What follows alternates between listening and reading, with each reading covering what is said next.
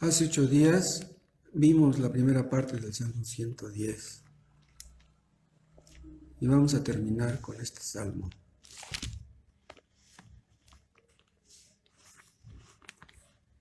Vimos, acuérdense, que este salmo habla del reino del Mesías, del reino que vendría a establecer. Sería un reino poderoso, porque vean cómo dice en el primer versículo: Jehová dijo a mi Señor, siéntate a mi diestra hasta que ponga a tus enemigos por estrado de tus pies. Esto es lo que está ocurriendo ahora. Lo que empezó a ocurrir desde que Cristo murió, resucitó, hasta ahora. Los hombres no se quieren someter, no quieren obedecer a Dios, pero sus enemigos, los que no le conocen, los que no le quieren obedecer, están siendo sometidos. Pero es un reino espiritual, no solamente poderoso. Dice en el 2, Jehová enviará desde Sión la vara de tu poder. Esta vara de su poder es el Evangelio. Domina en medio de tus enemigos, los enemigos espirituales. Y habla de este poder en el versículo 3, pues dice, tu pueblo se te ofrecerá voluntariamente en el día de tu poder. Eso es el llamamiento eficaz. No queríamos ser salvos, pero Dios con su poder hace que queramos la salvación. Y cuando nosotros la deseamos, Él nos la da. No queríamos obedecerle, pero Él con su poder hace que tengamos ese deseo de obedecerle. Dice, en la hermosura de la santidad, desde el seno de la aurora tienes tú el rocío de tu juventud. Esto lo vimos. Dice el versículo 4, juró Jehová y no se arrepentirá. Tú eres sacerdote para siempre según el orden de Melquisedec. Aquí habla del reino sacerdotal de Cristo, del Mesías. Tú eres sacerdote para siempre según el orden de Melquisedec. Pero aquí hay un problema. Vamos a hacer otra oración y ahorita seguimos. Padre, tu palabra es tu palabra, no es de hombres. Y solamente tú conoces el verdadero significado, el profundo significado que tienen algunos versículos. Te pedimos, Padre, que nos ilumines, que nos capacites, que nos hables, que nos guíes, que nos enseñes, como un maestro toma a un alumno de la mano. Y ayúdanos a entender y sobre todo a obedecer lo que tengas que decirnos. Oh Dios, obra en nuestra conciencia, en nuestro corazón, ablándalo con tu poder, con el poder de tu Espíritu, y danos la disposición, Padre, de hacer las cosas como deben ser hechas. Que tu nombre sea glorificado en los que estamos aquí y en los que están en casa escuchando. Que tu nombre reciba toda la gloria. Amén. Dice, juró Jehová y no se arrepentirá. ¿Qué es lo que juró? Que Cristo sería sacerdote para siempre según el orden de Melquisedec. Pero ¿cómo es esto? En los primeros versículos habla de que Cristo sería rey, vendría a sojuzgar a los opositores. Pero aquí dice que él es sacerdote. ¿Cómo es que si era rey, era sacerdote? En el Antiguo Testamento, un rey no podía ser sacerdote, un sacerdote no podía ser rey. Pero entonces, ¿cómo es que en Cristo se reúnen ambos oficios, tanto el de rey como el de sacerdote? Y luego dice, tú eres sacerdote para siempre según el orden de Melquisedec. ¿Qué orden es esta? En el Antiguo Testamento no habla de ningún orden sacerdotal de Melquisedec. Este Melquisedec es un personaje misterioso. Vamos a ver algo que la Biblia dice acerca de él, pero en realidad es muy poco. Es muy poco lo que podemos entender.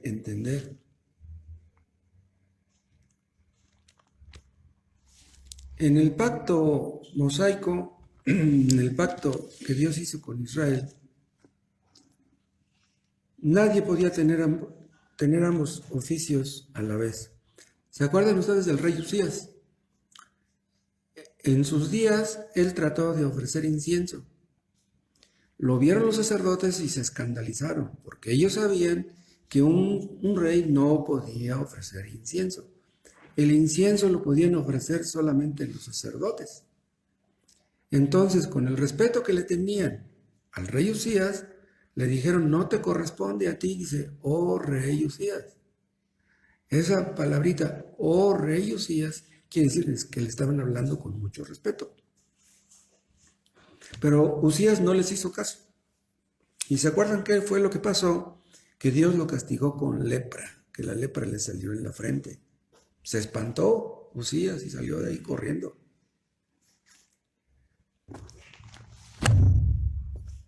¿Cómo entendería David esto que está aquí en este versículo 4? Tú eres sacerdote para siempre según el orden de Melquisedec.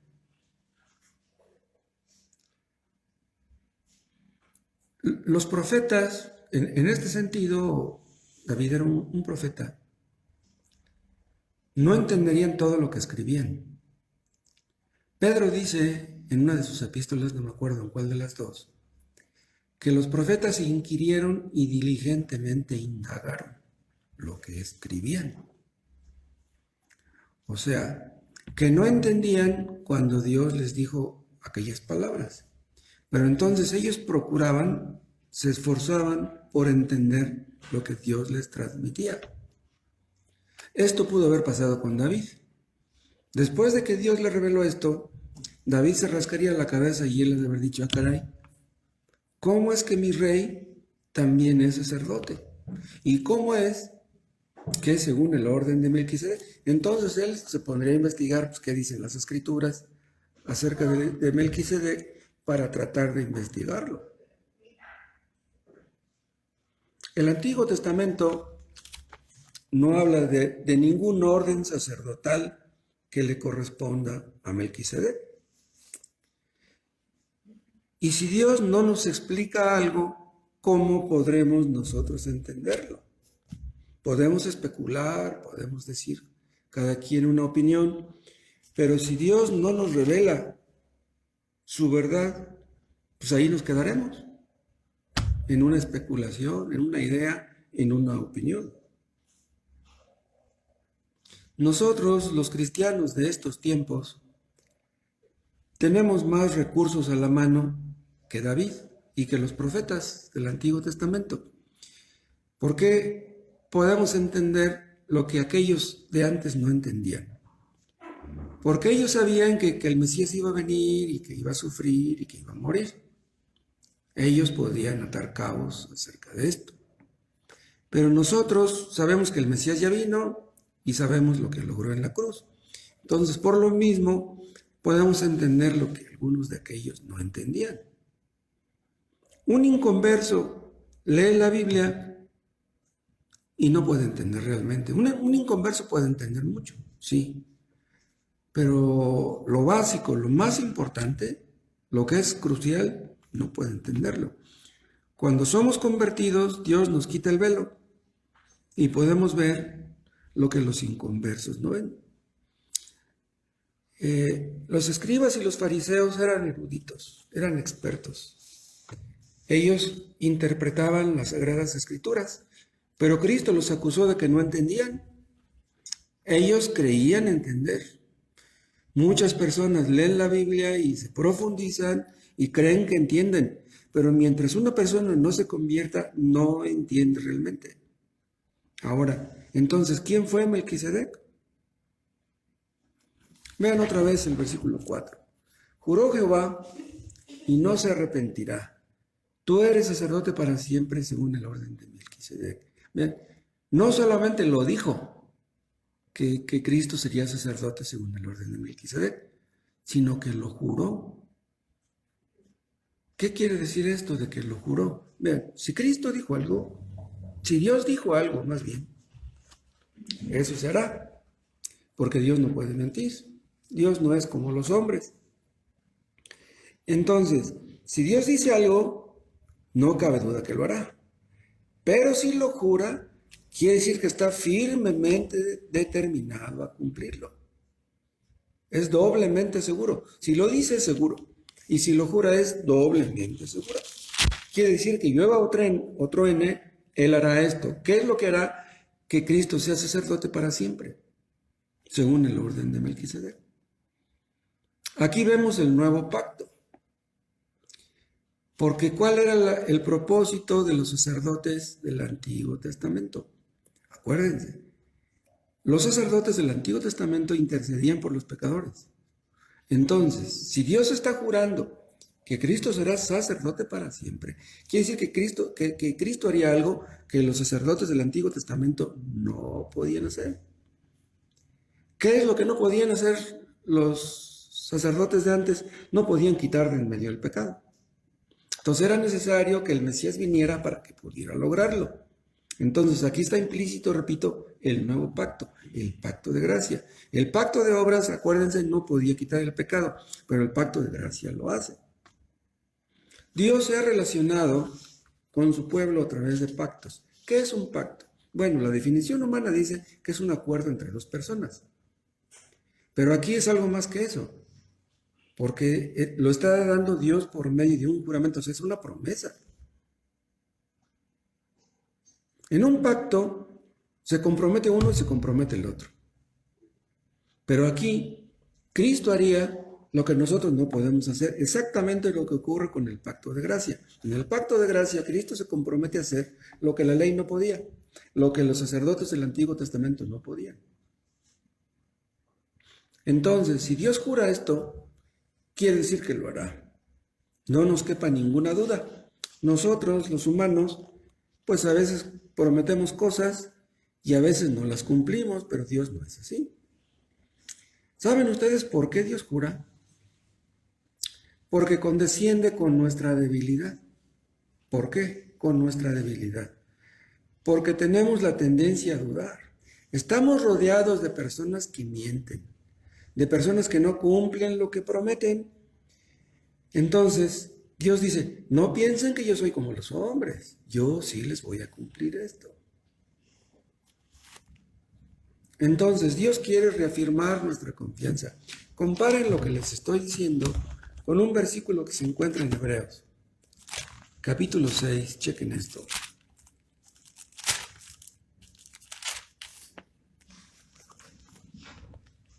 Hebreos 6, 18.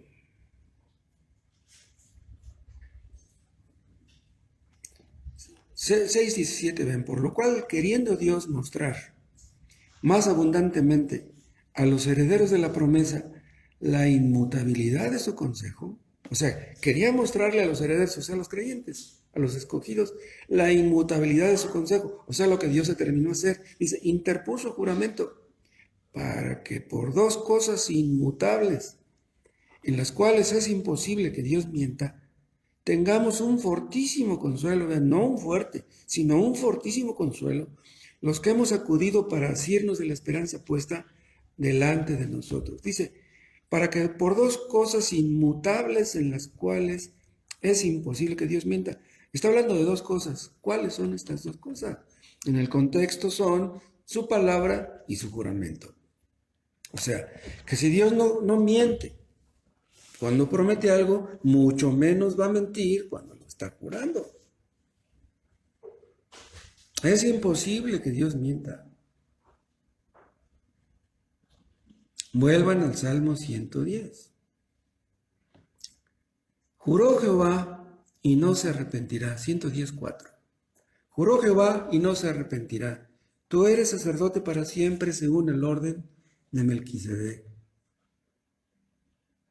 Pero vean, esta es una promesa que Dios le hace al Mesías.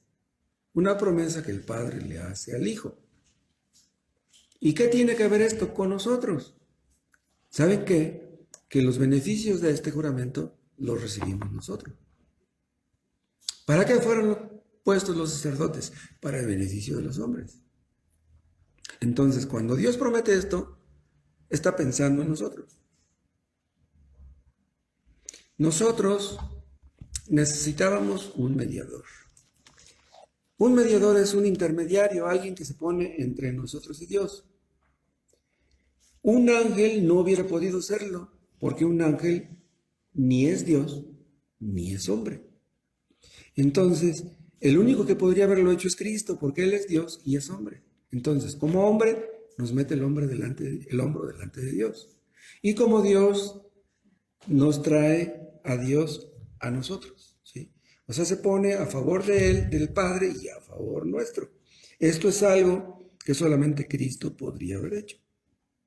Cristo es el mediador, el intermediario que necesitábamos porque somos pecadores. No podíamos acercarnos a Dios directamente porque Él es muy santo. Entonces, este es el propósito por el cual Dios diseñó el oficio sacerdotal. Para que los sacerdotes le metieran el hombro a los hombres. Los sacerdotes del Antiguo Testamento intercedían por los pecadores del Antiguo Testamento. Y nosotros necesitábamos a alguien que intercediera por nosotros. Y eso es exactamente lo que hace Cristo. Cuando Dios lo nombra sacerdote para siempre, o sea, un sacerdote eterno, quiere decir que tenemos un mediador, un intermediario eterno. Alguien que siempre nos va a meter el hombro delante de Dios. Pero vean otra cosa. Los sacerdotes del Antiguo Testamento, para entrar al lugar santísimo, acuérdense ustedes, tenían que ofrecer un sacrificio por sus pecados. ¿Por qué? Porque ellos eran pecadores. ¿Por qué? Porque eran hombres. Aquellos sacrificios que ofrecían los sacerdotes del Antiguo Testamento apuntaban al supremo sacrificio. ¿Cuál supremo sacrificio? Al sacrificio con mayúscula que Cristo realizaría en la cruz del Calvario. Noten ustedes, Cristo iba a ser sacerdote, iba a ser el sacrificio también, las dos cosas, el sacerdote y el sacrificio. El sacerdote oficia y el sacerdote que quita el pecado del mundo. Esto nadie hubiera podido hacerlo excepto él. Otra cosa, acuérdense ustedes que los sacerdotes del Antiguo Testamento se derivaban del sacerdocio arónico. ¿Recuerdan ustedes eso? Aquellos sacerdotes de antes, vamos a suponer que tenían hijos y les preguntaban a su papá: oye papá, tú eres sacerdote, pero pues ¿de dónde viene tu oficio? Digamos, un judío era zapatero y su hijo le decía: oye papá, ¿y tú de dónde sacaste tu oficio? No, pues me lo enseñó mi papá. ¿Y a tu papá? No, pues su abuelo o un tío X. Entonces, si le preguntaban a un sacerdote de aquellas órdenes: oye papá, ¿de dónde proviene tu sacerdocio? ¿Qué contestaba el sacerdote? Proviene de Aarón. Dios nombró a Aarón, entonces de ahí se derivan todos los sacerdocios. Pero entonces aquí surge la pregunta: ¿de dónde proviene el sacerdocio de Cristo? No proviene de Aarón, proviene de Melquisedec, según el orden de Melquisedec. Pero ¿cómo es que Melquisedec se relaciona con el Mesías? Podemos averiguar algo en Génesis 14. En este capítulo de Génesis se menciona por primera vez este nombre misterioso. Génesis 14.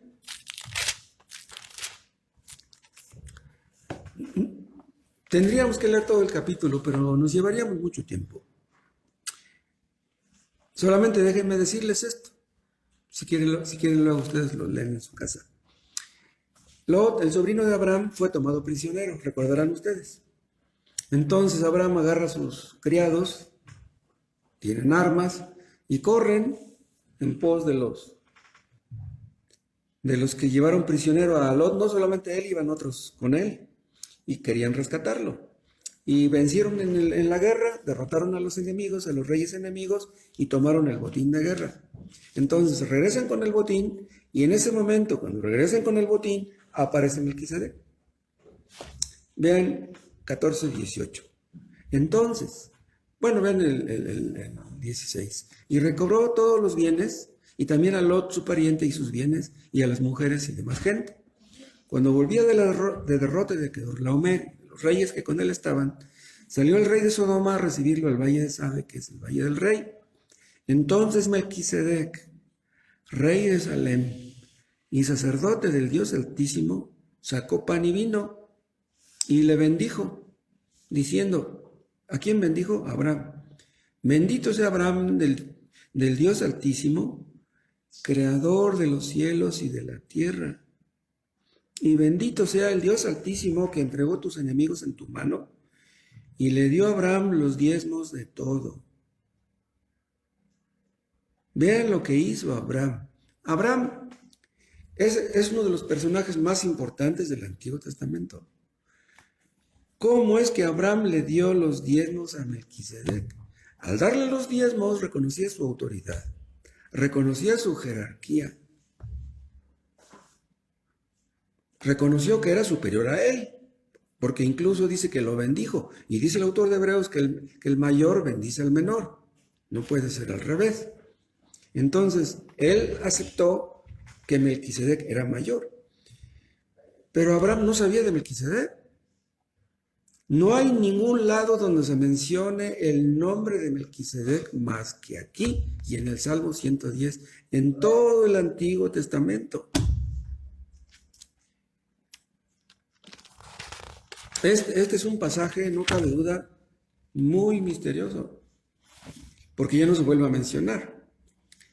Aparece de repente cuando acaba de vencer en la guerra Abraham y desaparece de repente después de recibir los diezmos que le da Abraham. En la Biblia hay muchas genealogías. En el Nuevo Testamento hay algunas. ¿Por qué no está el nombre de Melquisedec en las genealogías? Obviamente está el de Abraham. Es central, es crucial el nombre de Abraham en esas genealogías.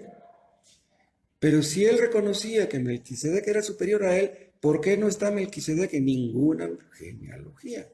No sabemos cuándo nació, no sabemos cuándo murió, no sabemos quiénes eran sus padres.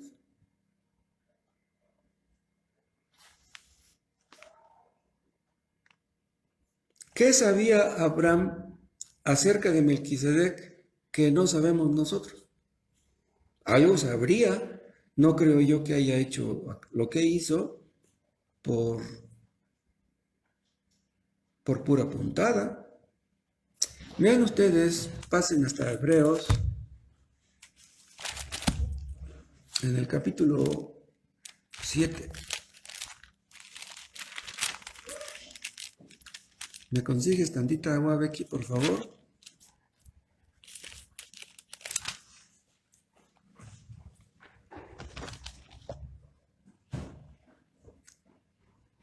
Vean, el autor de Hebreos nos agrega algo acerca de Melquisedec, dice en el versículo 1. ¿Por qué Melquisedec? Bueno, vean desde el 6:20. Gracias, Becky. Donde Jesús entró por nosotros, habla del lugar santísimo como precursor, hecho sumo sacerdote para siempre según el orden de Melquisedec. Aquí no debería de haber ninguna separación, aquí no debería estar la división de capítulos, pero vean lo que dice 7:1.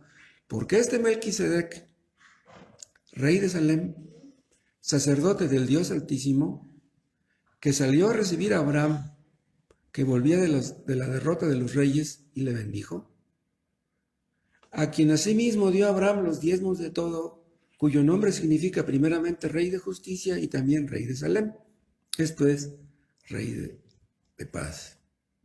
Sin padre, sin madre, sin genealogía, que ni tiene principio de días, ni fin de vida, es decir, ni fin de vida registrado. No quiere decir que no haya muerto, sino hecho semejante al Hijo de Dios, permanece sacerdote para siempre. Vean, hecho semejante al Hijo de Dios, él no era el Hijo de Dios. Melquisedec no era el Hijo de Dios. No era Dios. Aquí podríamos imaginarnos que donde dice, sino hecho semejante, es como si dijera que es un tipo. Un tipo del Hijo de Dios. Que haya cierta analogía, cierta comparación entre ambos. Pero ¿por qué dice sin padre y sin madre? Si él era un hombre, obviamente tuvo que haber tenido padres. Pero aquí dice que no tenía ni padre ni madre. Bueno, que no se sabe, es una cosa, y otra cosa es que no los haya tenido. Pero ¿cómo es que a los que elaboraban las genealogías no pudieron localizar los padres de Melquisedec? Dice que ni tiene principio de días, es como podríamos decir que no tiene acta de nacimiento. No que no haya tenido principios de días, ni fin de vida, sino hecho semejante el Hijo de Dios, dice, permanece sacerdote para siempre. Vuelvan al 1. Porque este Melquisedec, rey de Salem, esto parece decir que Salem era un lugar y pues era un rey de ese lugar. Acuérdense ustedes que Jerusalén, la palabra Salem es un apócope de Jerusalén. La palabra Salem es un apócope de Jerusalén. Entonces podríamos decir que aquí era el rey de Jerusalén. Pero ¿cómo si era rey de Jerusalén? No está en las genealogías, no lo sabemos. Y dice sacerdote del Dios Altísimo. Pero ¿cómo es que era sacerdote si no pertenecía al orden levítico? Al orden sacerdotal que descendía desde Aarón. ¿Cómo? No lo sabemos. Y si Dios no nos lo explica, repito, ¿cómo podríamos entenderle? Dice el 4, considerad pues cuán grande era este Melquisedec, a quien aún Abraham, el patriarca, dio diezmos del botín. O sea, Abraham reconocía que era grande Melquisedec, por eso le hizo esto. Dice el 5, ciertamente los que de entre los hijos de Leví reciben el sacerdocio, porque era hereditario esto, tienen mandamiento de tomar del pueblo los diezmos según la ley. Tenían derecho a los diezmos, puesto que Dios los había nombrado para eso, es decir, de sus hermanos, aunque estos también hayan salido de los lomos de Abraham. O sea, todos ellos eran descendientes de Abraham. Porque unos dirían, ¿por qué tú recibes los diezmos? Y yo, no, pues tú eres hijo de Abraham, pero yo también. Pero es que pues Dios así lo había establecido. Pero aquel cuya genealogía no es contada de entre ellos, o sea, está hablando de Melquisedec, tomó de Abraham los diezmos y bendijo al que tenía las promesas. ¿Quién es el que las tenía? Abraham. Y sin discusión alguna, el menor es bendecido por el mayor, lo que les mencioné. Y aquí ciertamente reciben los diezmos hombres mortales, pero allí uno de quien se da testimonio de que vive. ¿Cómo está eso? Porque no sabemos que haya muerto. ¿Será posible que Melquisedec fue un hombre como Elías y como Enoc, que no murió? ¿Que fue al cielo sin morir? Pues también sería especular. Podemos decir que si los sacerdotes, como acabamos de leer, eran tomados de entre los hombres, Melquisedec era un hombre. Era rey de una ciudad. Entonces no podía ser Dios. No podía ser Cristo. No podía ser una teofanía. Porque hay algunos que han llegado a decir que era una teofanía. ¿Qué cosa es una teofanía? Una aparición de Dios, donde Dios aparece. Entonces, Melquisedec era Dios que se hizo hombre. ¿Cómo es eso? No puede ser. Cristo se le apareció a Abraham en medio de dos ángeles. ¿Se acuerdan? Eran tres personajes y el de en medio era Cristo. Esa sí fue una teofanía. Era Cristo que se apareció en forma angélica. Pero aquí estamos hablando de un hombre que era sacerdote y que era rey de una ciudad. Entonces, si hubiera sido Cristo que se convirtió en hombre, entonces Cristo se hubiera encarnado dos veces. Imposible que eso fuera así.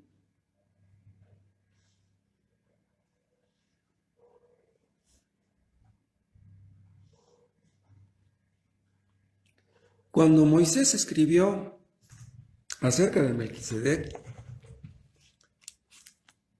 tal vez le ha de haber pasado lo mismo que a David. David no entendió y tuvo que indagar, tuvo que investigar.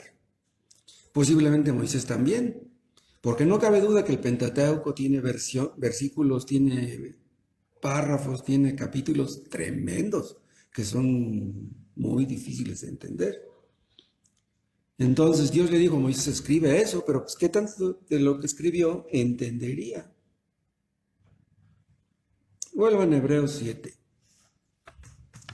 Porque este Melquisedec 7:1, rey de Salem, sacerdote del Dios Altísimo, que salió a recibir a Abraham, que volvía de la derrota de los reyes y le bendijo, a quien asimismo dio a Abraham los diezmos de todo, cuyo nombre significa primeramente rey de justicia. ¿Qué es lo que significa Melquisedec? Rey de justicia. Pero en aquel tiempo la justicia brillaba por su ausencia. O sea que era un rey justo en comparación con otros. Y luego dice, y también rey de Salem. Esto es rey de paz. La palabra Salem quiere decir paz. Entonces, era un rey que promovía la justicia y cuyo reinado era caracterizado por la paz. Entonces, en ese sentido, su reinado es un tipo del reinado que Cristo traería, un reinado espiritual que sería justo y que sería un reino de paz. Un reino de paz porque Cristo es el príncipe de paz y nos hace pacificadores, ¿no? Algo espiritual, no la paz humana, no la paz carnal que muchos buscan. Dice David en el Salmo 110 que el Mesías sería un rey, que sería un sacerdote, que su sacerdote sería eterno, no tendría fin, y que su pacto sería superior al pacto mosaico, no como el sacerdocio levítico. Vuelvan otra vez a, ¿cuál les dije hace rato? Génesis, ¿qué?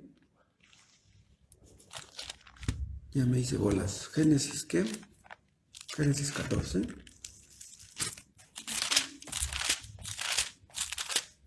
Sí, Génesis 14.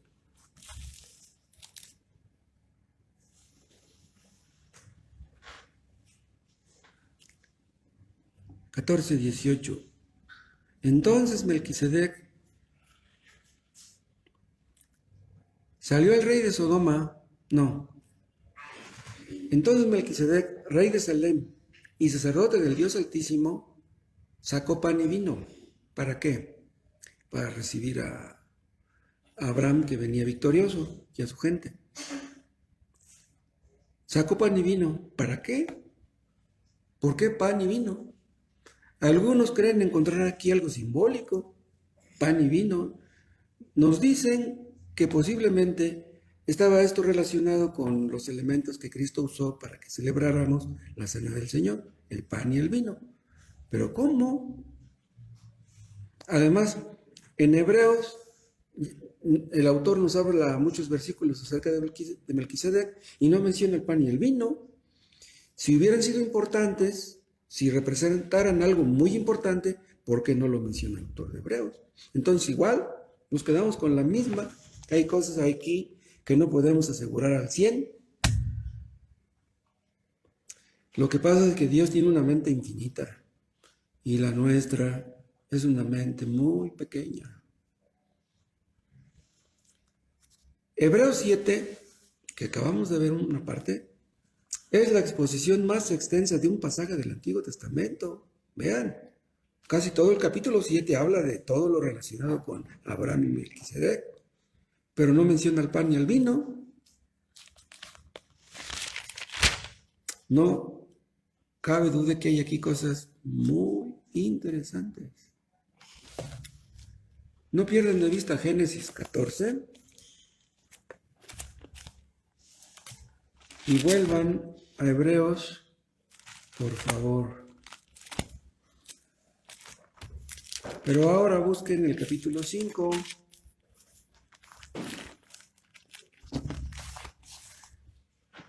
Hebreos 5. Vean el versículo 1. Porque todo sumo sacerdote, tomado de entre los hombres, o sea, tenía que ser tomado de entre los hombres, es constituido a favor de los hombres en lo que a Dios se refiere, lo que a Dios respecta, para que presente ofrendas y sacrificios por los pecados, para que se muestre paciente con los ignorantes y extraviados, puesto que él también está rodeado de debilidad. y por causa de ella, debilidad, debe ofrecer por los pecados tanto por sí mismo como también por el pecado. O sea, los sacrificios, los sacerdotes de antes, ofrecían sacrificios por ellos, porque también ellos eran pecadores como todo el pueblo. Dice, y nadie toma para sí esta honra. ¿De qué está hablando? La honra del sacerdocio. O sea, era un honor, era una honra que los hombres fueran constituidos sacerdotes. Dice, y nadie toma para sí esta honra, sino el que es llamado por Dios, como lo fue Aarón. Dios llamó a Aarón para ser sacerdote, y de ahí vino Leví, y de ahí vinieron todos los demás.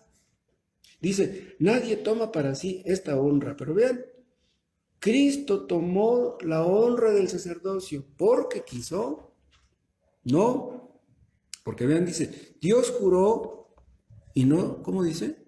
Tú serás para siempre sacerdote según el orden de Melquisedec.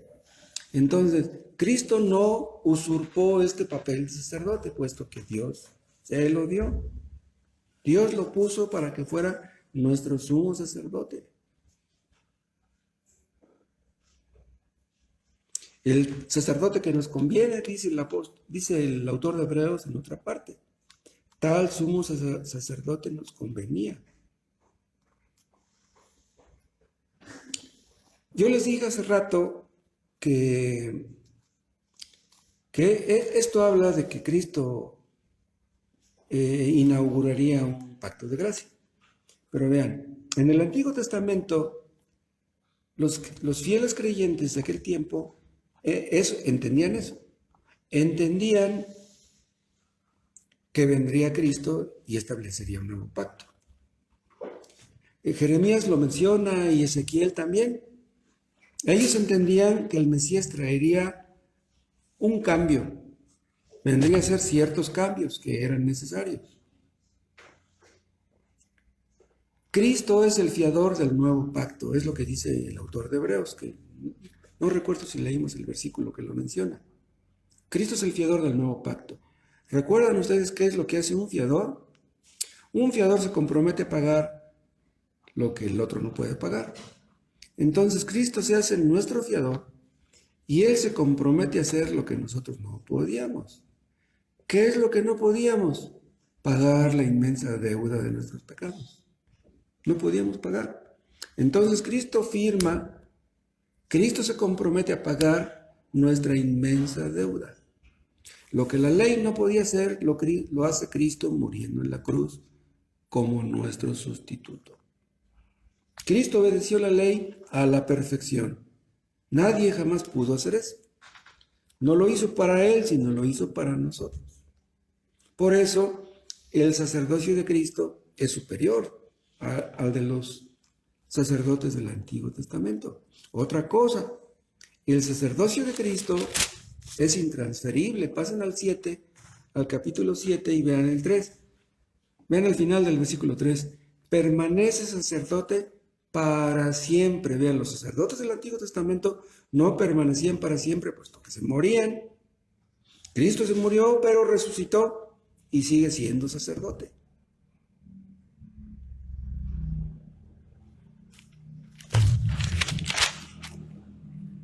Cuando un sacerdote del Antiguo Testamento se moría, otro lo reemplazaba. Pero Cristo no necesita que lo reemplacen, puesto que murió, pero resucitó, y por eso su sacerdocio es eterno. Melquisedec tuvo que morir, aunque no hay un versículo que lo diga. Pero no leemos que alguien lo haya sustituido. No alcanzamos a entender esto. El sacerdocio de Cristo es eterno, el de Melquisedec no lo fue. Se parece en algo al de Cristo y por eso lo pone aquí como un comparativo. Ahora, hay algunos que dicen ser sacerdotes. Y saben una cosa, los que dicen ser sacerdotes ahora están blasfemando. ¿Qué es lo que hacían los sacerdotes del Antiguo Testamento? Se ponían entre el hombre y Dios, a favor de los hombres para con Dios, a favor de Dios para con los hombres. Eran intermediarios. Pero nosotros leemos en el Nuevo Testamento que Cristo es nuestro único mediador. Entonces no necesitamos sacerdotes ahora. Los sacerdotes son obsoletos. ¿Saben qué es lo que pretenden los sacerdotes de hoy? Es como si nos dijeran, ¿quieres ir con Dios? Pues ven conmigo, yo te meto el hombro. Si quieres ir con Dios, pues tienes que acudir con nosotros primero. ¿Saben ustedes qué es lo que hacen los sacerdotes de hoy? O los pretendidos, los supuestos sacerdotes de hoy, que en lugar de acercar a los hombres a Dios, los alejan. Ni ellos se salvan, ni dejan que los demás se salven. Exactamente de lo que Cristo acusó a los fariseos. Dice, ni ustedes entran, ni dejan entrar a los demás. Esto es lo que pasa con los sacerdotes de hoy. El sacerdocio de Cristo es superior al levítico. ¿Saben también por qué? Porque tomó su sacerdocio por un juramento. Ya lo vimos. Y ningún sacerdote del Antiguo Testamento tuvo ese privilegio. Dios se lo juró al Hijo, ningún otro tuvo este privilegio. Cristo es superior también por muchas otras cosas. Vean, Cristo llevó a cabo una obra de redención que ningún sacerdote del Antiguo Testamento podía efectuar. Y eso lo hizo una sola vez y para siempre, dice el autor de Hebreos. Los sacrificios del Antiguo Testamento tenían que presentar sacrificio tras sacrificio.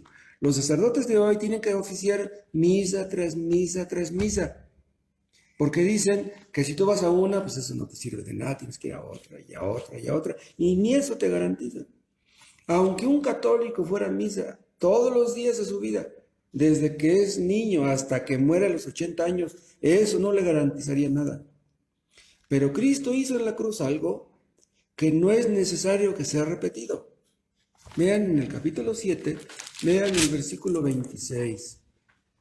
Porque tal sumo sacerdote nos convenía, santo, inocente, sin mancha, apartado de los pecadores y hecho más sublime que los cielos. Mucha diferencia de él con los del Antiguo Testamento, que no tienen necesidad cada día, como aquellos sumos sacerdotes, de ofrecer primero sacrificios por sus propios pecados y luego por los del pueblo, porque esto lo hizo una vez para siempre, ofreciéndose a sí mismo. Una vez para siempre quiere decir que su sacrificio es irrepetible. ¿Por qué los católicos hacen misa tras misa tras misa? ¿Saben por qué? Porque no creen en el sacrificio supremo de Cristo. En otras palabras, no creen en lo que Cristo logró con su muerte. La misa es pura incredulidad y pura soberbia, porque están usurpando un papel que no les pertenece. Y es una blasfemia, porque están diciendo que Dios falló, que lo que hizo Cristo no dio resultado.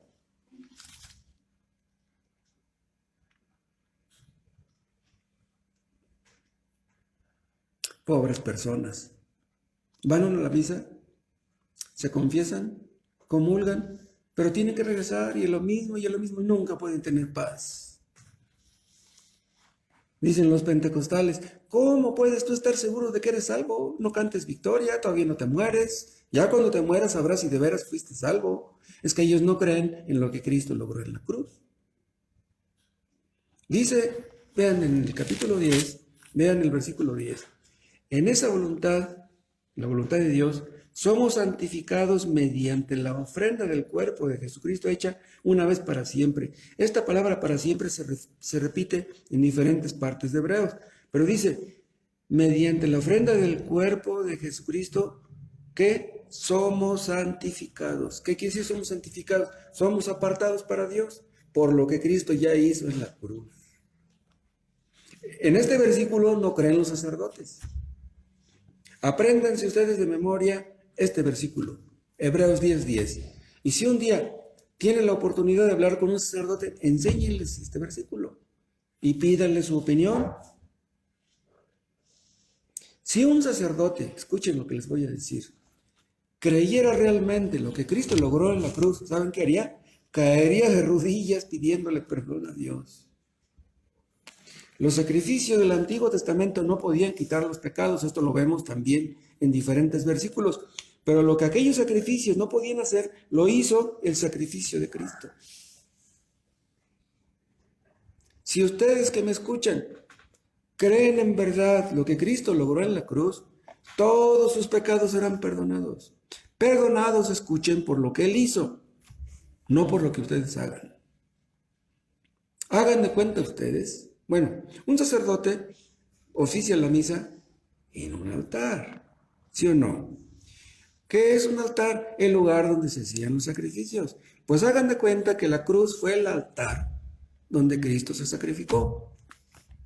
El Cordero de Dios que sí quita el pecado del mundo, en contraste con aquellos sacrificios que lo hacían a un lado, pero no lo quitaban.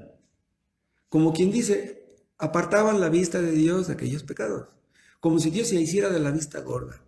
Las paso, les acepto este sacrificio, pero no crean que no confíen en este sacrificio. Viene un cordero sin mancha y sin contaminación que sí quitará los pecados. Los creyentes del Antiguo Testamento fueron perdonados porque creyeron en el sacrificio que haría el Mesías. Nosotros creemos y somos salvos porque creemos en el sacrificio que Cristo ya hizo. Miramos hacia atrás y aquellos del Antiguo Testamento miraban hacia adelante. Entonces, ¿qué estoy diciendo? Que no necesitamos a un sacerdote para que nos meta el hombro. No necesitamos vejigas para nadar. Cristo es un rey, ya lo vimos. Pero es un rey no como los reyes de este mundo. Los reyes de este mundo son déspotas, son crueles, establecen leyes injustas, se enriquecen con el dinero del pueblo. Cristo es un rey compasivo, un rey que se compadece de los suyos, un rey muy grande, pero que se acuerda de que somos polvo. Qué tremendo privilegio, hermanos, que podamos acercarnos a Cristo por medio de la oración, al trono del universo, en el trono de la gracia.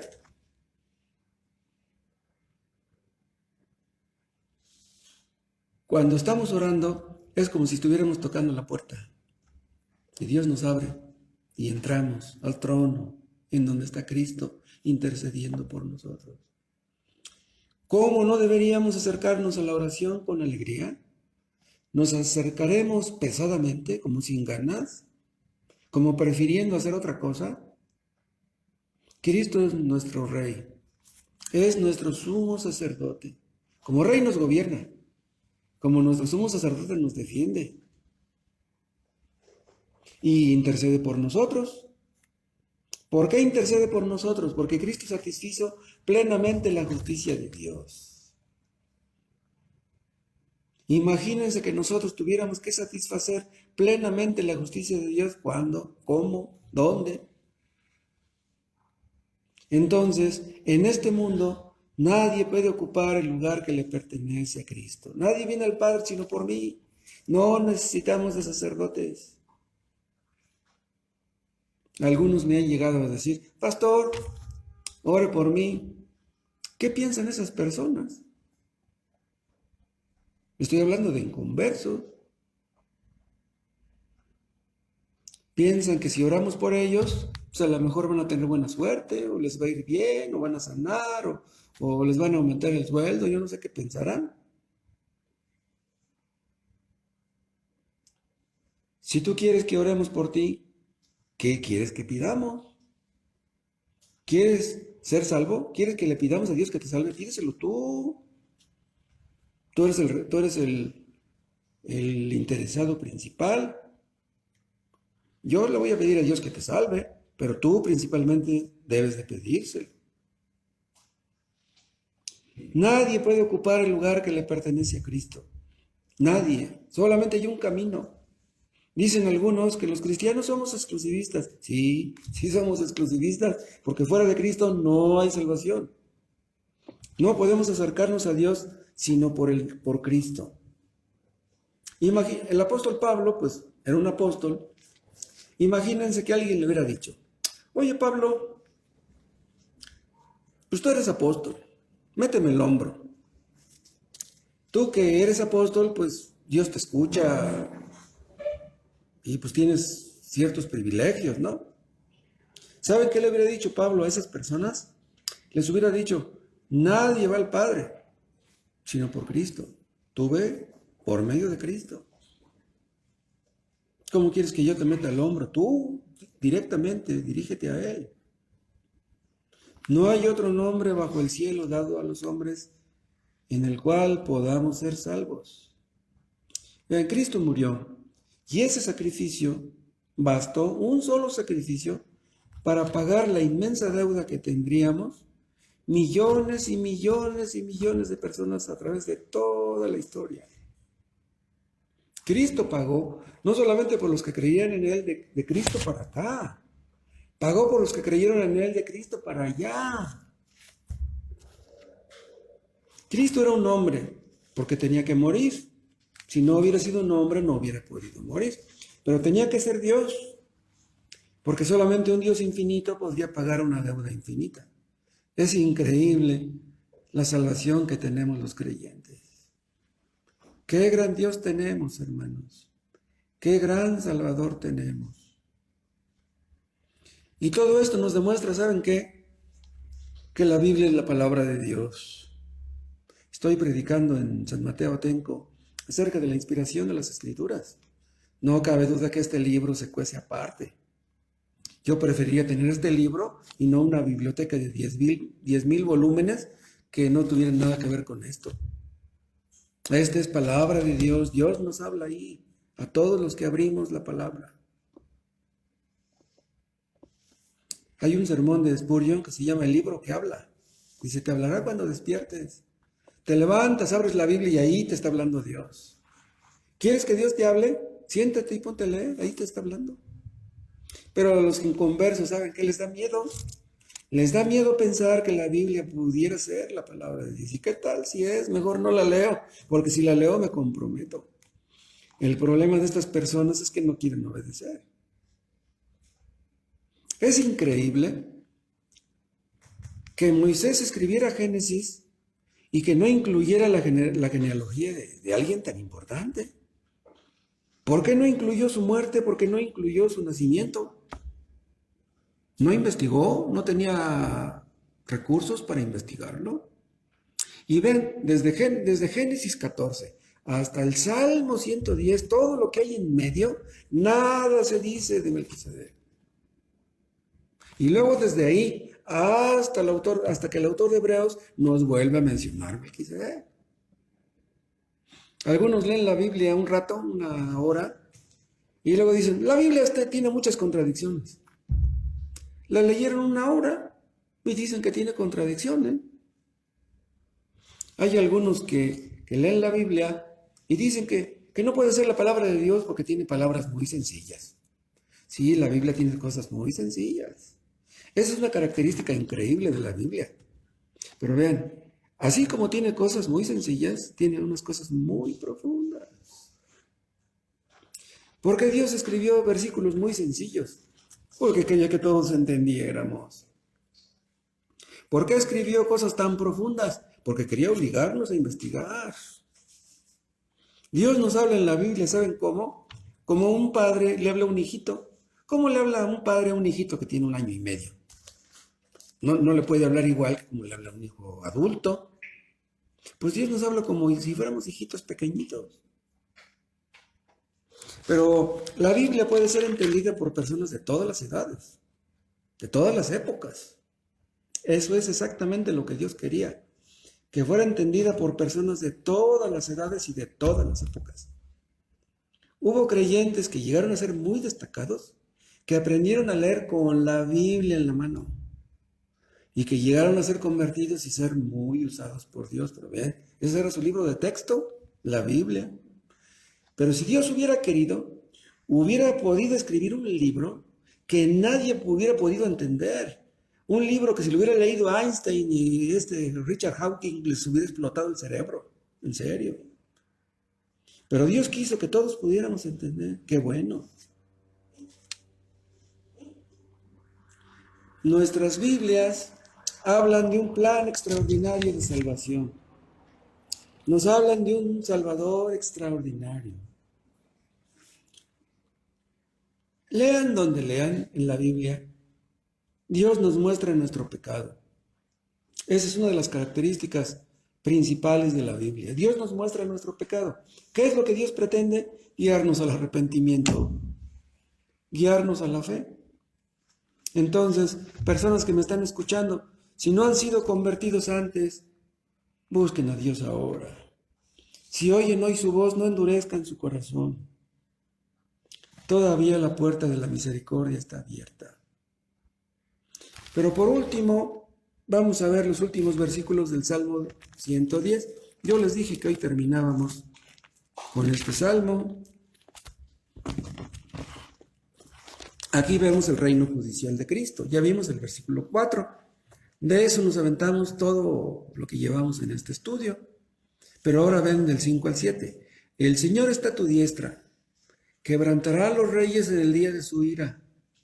Juzgará entre las naciones, las llenará de cadáveres. Quebrantará las cabezas en muchas tierras. Del arroyo beberá en el camino, por lo cual levantará la cabeza. El último versículo, el 7, parece decir que Cristo se cansaría. ¿Sí? Del arroyo beberá en el camino, por lo cual levantará la cabeza. El trabajo que Cristo vino a hacer fue un trabajo titánico. Venció a los grandes enemigos del creyente. Parecía un trabajo imposible de ganar, de conquistar. Pero vean cómo dice, el Señor está a tu diestra, quebrantará a los reyes en el día de su ira. ¿De cuándo está hablando? El día del juicio. Quebrantará a los reyes, juzgará entre las naciones, las llenará de cadáveres, quebrantará las cabezas en muchas tierras. Esto habla del juicio final. En Apocalipsis habla de esto, de que la sangre va a llegar hasta el, ¿cómo dicen? Lo que usan aquí los caballos. Muchos van a morir. Este es el reino judicial de Cristo. Habla de la ira de Dios, el día que los hombres van a experimentar la ira que ellos niegan ahora. Se burlan, quieren oír hablar del amor y de la misericordia de Dios, de la bondad, pero de la ira no quieren oír hablar. Pero este tema de la ira de Dios se menciona en muchas partes de las Escrituras. Dios es bueno, Dios es misericordioso, pero eso no niega ni contradice su ira. Los ateos niegan la existencia de Dios, pero ¿saben ustedes por qué lo hacen? Hacen lo que las avestruces. Niegan la existencia de Dios, como las avestruces meten la cabeza en el hoyo, porque creen que si no ven el peligro no existe. Los ateos niegan la existencia de Dios porque tienen miedo de que exista. Pero tienen un Dios. Los ateos tienen un Dios. Se fabrican un Dios a su gusto. Un Dios que es todo amor. Un Dios que no castiga. Hoy hablé con un testigo de Jehová y me dice, no, dice, ¿qué le pasa? ¿Cómo cree usted que Dios es cruel, que tiene un infierno para sus hijos? Le digo, Dios no tiene un infierno para sus hijos. Tiene un infierno para sus enemigos. Dios es amor, sí, pero es justo y es santo. Y se ha comprometido a castigar la rebelión, el pecado. Por eso dice, quebrantará a los reyes. ¿De qué reyes se está hablando? Aquí no está hablando de los súbditos. Está hablando de los reyes. Pero ¿por qué? Vean, los reyes de este mundo, todos son ateos. Todos buscan su plan, su globalización, su neoliberalismo, su capitalismo, su marxismo, su comunismo. Buscan el dominio de los hombres, quieren enriquecerse. Un rey ateo, ¿tendrá súbditos creyentes? Los reyes, en lugar de que ayudaran a los hombres a buscar a Dios, hacen todo lo contrario. Por eso en el Salmo 2 habla de cómo hay un complot entre los reyes de la tierra. Dice, no queremos saber nada de Dios. Es lo que pasa en Estados Unidos ahora.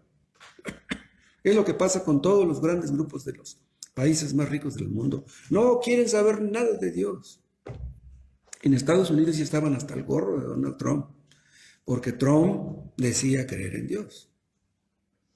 Y no querían ellos eso. Ellos querían hacer su propia voluntad Pero ¿qué dice el Salmo 2? Dice: Jehová se ríe de ellos.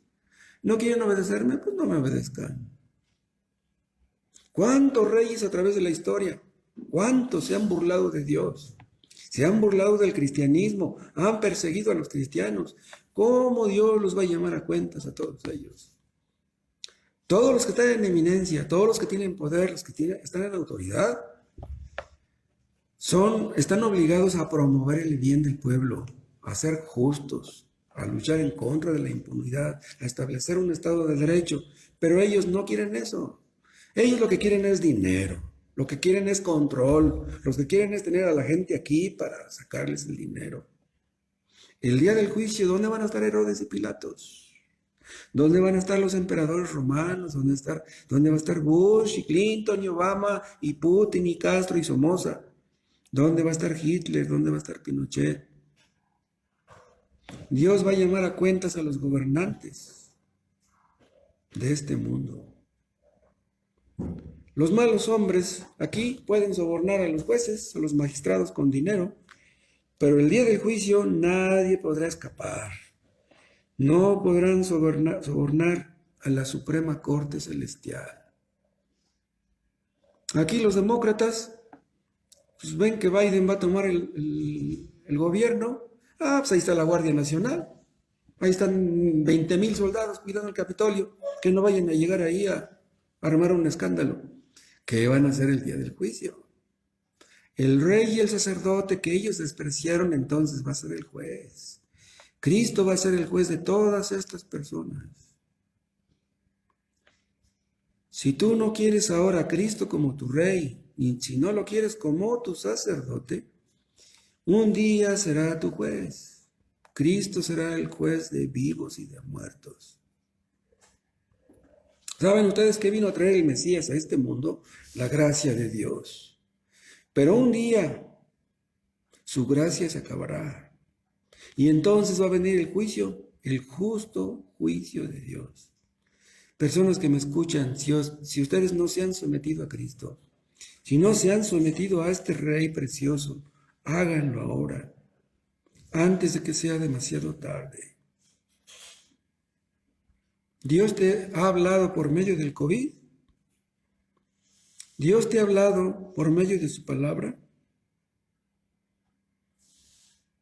Que Dios abra tus oídos para que escuches su voz. Dios nos habla de muchas maneras. Doblemos nuestras rodillas delante de Él. Padre, te damos las gracias porque tú eres un Dios terrible, un Dios maravilloso, un Dios bueno, pero también un Dios temible. Ayúdanos a creer, oh Dios, en todos tus atributos y que tu temor nos conduzca a apartarnos de todas las vanidades de este mundo y a esperar del cielo a nuestro Salvador. Oh Dios, que venga pronto, porque todas estas injusticias, Padre, no tienen ningún remedio. Oh Jesús, ven pronto y que los demás se sometan a ti. Te lo pedimos en el nombre de Jesús. Amén.